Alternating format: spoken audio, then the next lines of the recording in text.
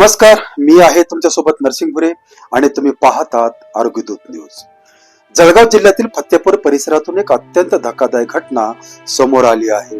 या प्रकरणात पोलिसांनी अतिशय वेगाने कारवाई करत 15 पैकी 14 आरोपींना अटक केली असून एका आरोपीचा शोध सुरू आहे। पोलिसांनी दिलेल्या माहितीनुसार 2 जून 2026 रोजी पीडिता आणि तिचा एक परिचित मित्र फत्तेपूरच्या जंगल परिसरात थांबले होते। त्याच वेळी 2 आरोपींनी पीडितावर अत्याचार केल्याचा आरोप आहे। त्यावेळी आणखी 2 आरोपींना संपूर्ण घटनेची मोबाईलवर चित्रीकरण केल्याचा आरोप आहे।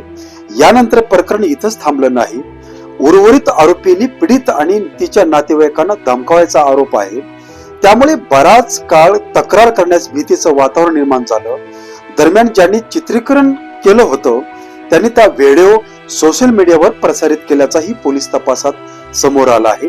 व्हिडिओ सोशल मीडियावर पसरल्यानंतर पीडितांनी धाडस करून पोलीस ठाण्यात तक्रार दाखल केली।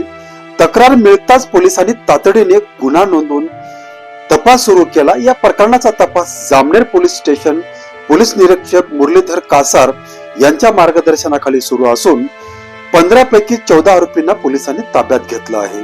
उर्वरित एका आरोपीचा शोध सुरू असून तपास वेगाने सुरू आहे।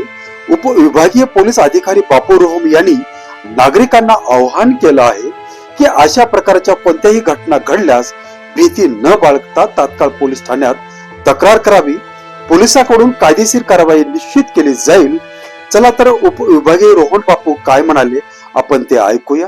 स्टेशन फत्तेपूर येथे गुन्हा दाखल आहे। त्यातील कलम आहे 70/1 77 351/2 35 BNS सह कलम 66E व 67 IT ऍक्ट प्रमाणे गुन्हा दाखल आहे।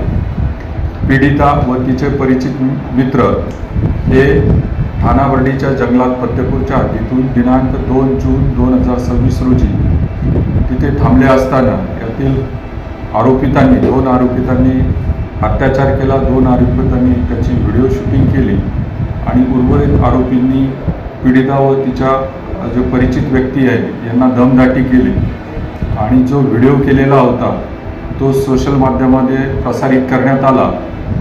आज रोजी पीडिता यांनी जी तक्रार दिलेली आहे त्याप्रमाणे सदरचा गुन्हा दाखल करण्यात आलेला आहे।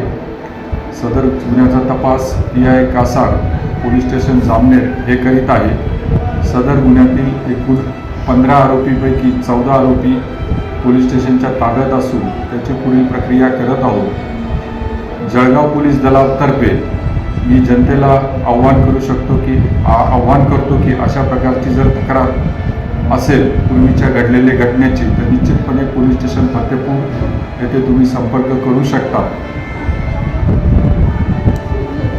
या प्रकरणात पोलिसांनी दाखवलेली तत्परता निश्चित कौतुकास्पद आहे।